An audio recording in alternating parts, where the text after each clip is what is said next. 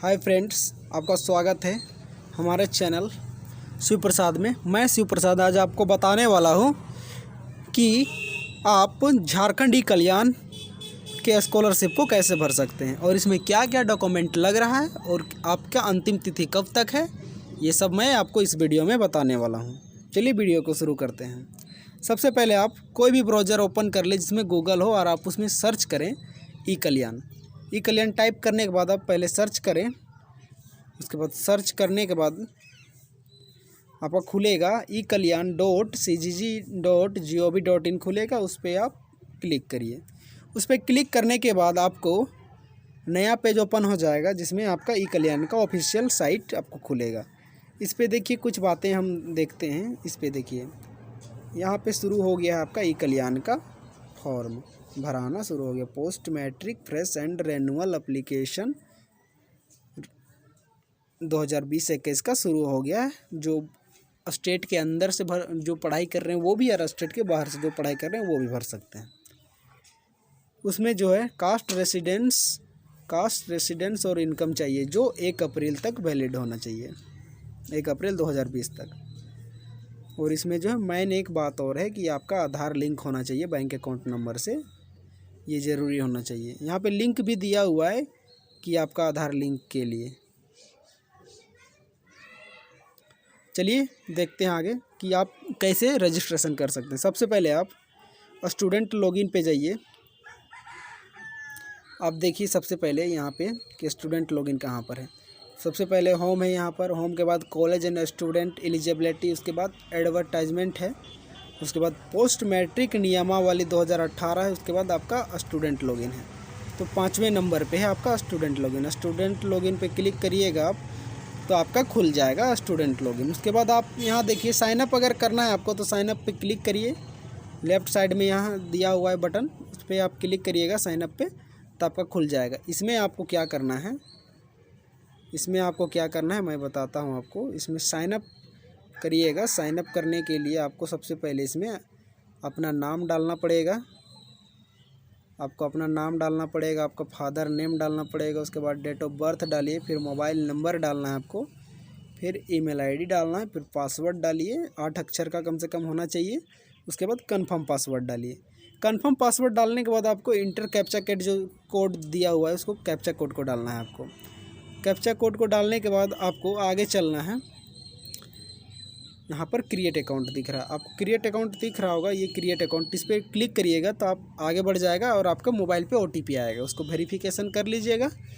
OTP verification करने के बाद आपको पासवर्ड बन जाएगा आपका और अकाउंट बन जाएगा। आप फिर से जाइएगा स्टूडेंट लॉगिन पे क्लिक करिएगा।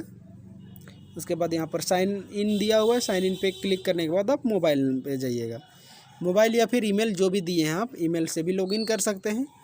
सबसे पहले आप यहाँ पर मोबाइल नंबर जो है देखिए, यहाँ पर आपका मोबाइल नंबर भराएगा, यहाँ पर पासवर्ड डालिए, उसके बाद यहाँ पर कैप्चा कोड, उसके बाद यहाँ पर साइन इन मारिए।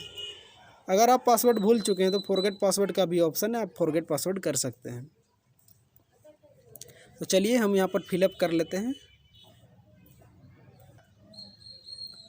उसके बाद यहाँ पर फिलअप करने के बाद आप साइन इन पे क्लिक करिएगा। साइन इन पे क्लिक करने के बाद आपका डिटेल्स खुल जाएगा। उसके बाद आपको यहाँ पर देखिए, यहाँ पर देखना है आपको पोस्ट मैट्रिक विदिन या फिर outside the state for fresh application registration 2020-21 पे जाना है। वहाँ पे जाने के बाद आपको अप्लाई ऑनलाइन पे क्लिक करना है। अप्लाई ऑनलाइन पे जाइएगा। अप्लाई ऑनलाइन पे जाइएगा। उसके बाद आप यहाँ पर देख सकते हैं कि आपका खुल गया है फॉर्म। आप सबसे पहले यहाँ पर पोस्ट मैट्रिक कि अगर राज्य के अंदर से आप भर रहे हो, राज्य के अंदर में पढ़ाई कर रहे हो तो आप पोस्ट मैट्रिक राज्य के भीतर मारिएगा, विद इन स्टेट मारिएगा। और पोस्ट मैट्रिक राज्य के बाहर के लिए, आउटसाइड द स्टेट के लिए आप आउटसाइड स्टेट पे क्लिक कर सकते हैं। सबसे पहले आपको मांगेगा 10वीं पास आप जब किए हैं उसका ईयर, कौन से ईयर में आप 10वीं पास किए हैं, और 10वीं का जो आपका मार्कशीट है, मतलब कि हॉल टिकट, जो हॉल टिकट है आपका एडमिट कार्ड, उसका नंबर मांगेगा, एडमिट कार्ड का नंबर। उसके बाद आपको मैट्रिक का अब जिसे यहाँ पर दिया है तो यहाँ पर कौन सा मतलब आप प्रकार है, मतलब कौन से प्रकार में मैट्रिक पास किए, रेगुलर हैं या फिर पार्ट टाइम या फिर प्राइवेट टाइप से, ये भी होता है। उसके बाद मैट्रिक का ईयर भरिएगा। उसके बाद आपको अधिकतम मार्क्स मांगेगा, कितने नंबर का था आपका मैट्रिक में अधिकतम नंबर का, उसमें आप कितना प्राप्त किए यहाँ पर मांगेगा। उसके बाद आपका जेंडर यहाँ पर सिलेक्ट करना है आपको, फिर यहाँ पर ग्रेड सिलेक्ट करना है कि आपका कितना नंबर आया था उसके अनुसार। अगर 300 नंबर आया है तो आपका ए ग्रेड होगा, 300 से कम आया है तो आपका बी ग्रेड होगा, और अगर 200 से कम आया है 225 से तो सी ग्रेड होगा। चलिए आगे बढ़ते हैं। उसके बाद यहाँ पर देखिए एक चीज़ आपको देखना है, यहाँ पर जैसे आवेदक है, आवेदक का नाम यहाँ पर भराएगा, ऑटोमेटिकली रहेगा जब आप रजिस्ट्रेशन कर चुके होंगे तो।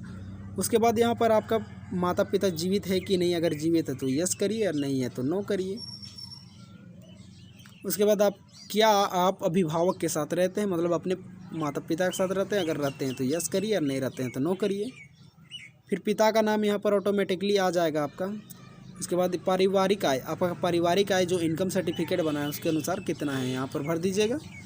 उसके बाद आपका कैटेगरी, आप कौन से कैटेगरी में आते हैं, जनरल में आते हैं, जनरल को तो नहीं मिलता है ऐसे भी स्कॉलरशिप। ओबीसी में 2 कैटेगरी होता है, BC1 BC2, और उसके बाद आपको आ जाएगा ST आ जाएगा, SC आ जाएगा, ये सब होते हैं।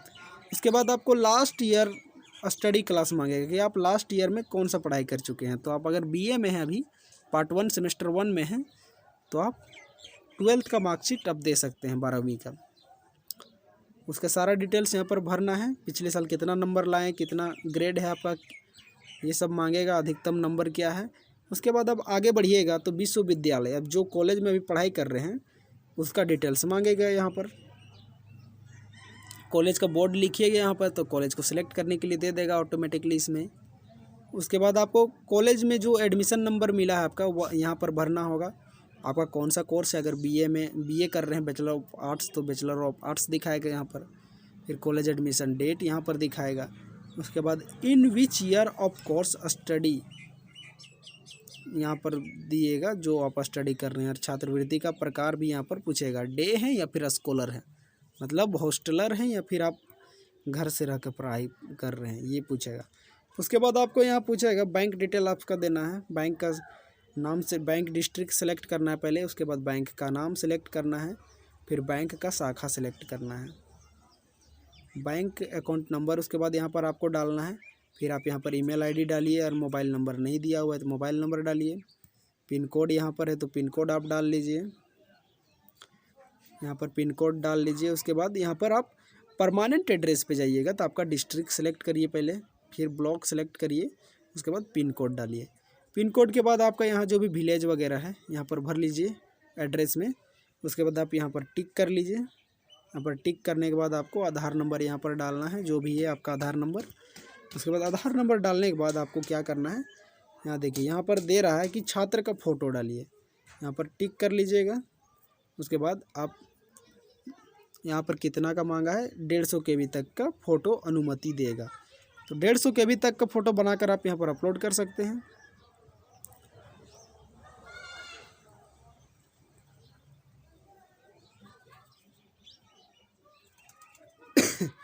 उसके बाद आपको यहाँ देखिए आवासीय जो होता है हमारा आवासीय प्रमाण पत्र वो मांगा है। आवासीय प्रमाण पत्र भी 150 KB तक का होना चाहिए।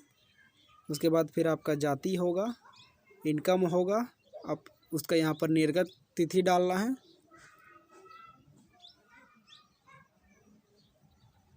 जो आपका आवासीय होगा उसका नंबर यहाँ पर डालना है, और जो आपका इशू डेट होगा वो डालना है।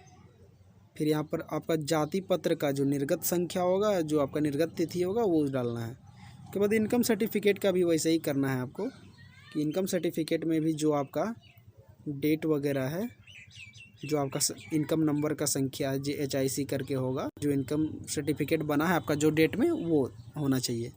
फिर आगे बढ़ते हैं। उसके बाद आपको यहाँ पर क्या करना है हम देखते हैं। देखिए कॉलेज का जो दिया हुआ बोनाफाइड है आप यहाँ पर टिक कर लें। उसके बाद फिर इसका जो फाइल बनाकर आप अपलोड कर सकते हैं। उसके बाद फिर विद्यार्थी का पिछला वर्ष का बोल रहा है अंक पत्र जो आपने किया, अगर आप अभी 11th में है तो आप 10th का डाल सकते हैं मार्कशीट, और अगर आप 12th में हैं तो 12th में है तो आप 11th का डाल सकते हैं, उससे दिक्कत नहीं है। और अगर ऑलरेडी आप बीए में है तो बीए पार्ट 1 में है, सेमेस्टर 1 में, तो आप इंटर का डाल सकते हैं, मतलब 12th का मार्कशीट डाल सकते हैं। फिर आप यहाँ पर पासबुक अपलोड कर लीजिएगा। पासबुक अपलोड करने के बाद आपको कुछ नहीं करना है। यहाँ पर देखिए चेक बॉक्स बना हुआ है, यहाँ पर चेक बॉक्स बना हुआ है, चेक बॉक्स मैं बोल रहा हूँ। यहाँ पर देखिए कैप्चा कोड डालने के लिए है, तो यहाँ पर कैप्चा कोड दिया हुआ है, इंटर कैप्चा कोड करिएगा। उसके बाद कैप्चा कोड डालने के बाद यहाँ पर सबमिट का ऑप्शन है, सबमिट मार दीजिएगा। सबमिट मारने के बाद आपका हो जाएगा सारा कुछ। उसके बाद आपको चेक करते रहना है कि स्टेटस में कि आपका क्या चल रहा है, स्टेटस वगैरह में। स्टेटस चेक करने के लिए भी आपको प्रक्रिया है, मैं अगले वीडियो में बताऊँगा। आज बहुत लंबा वीडियो हो गया है। चलिए, अगर आपको अच्छा लगा हो तो हमारे चैनल में नए होंगे तो भी सब्सक्राइब कर लीजिएगा और लाइक शेयर करिएगा। हमारा वीडियो अच्छा लगा हो तो शेयर ज़रूर कर दें और सब्सक्राइब ज़रूर करें। जय हिंद, जय भारत।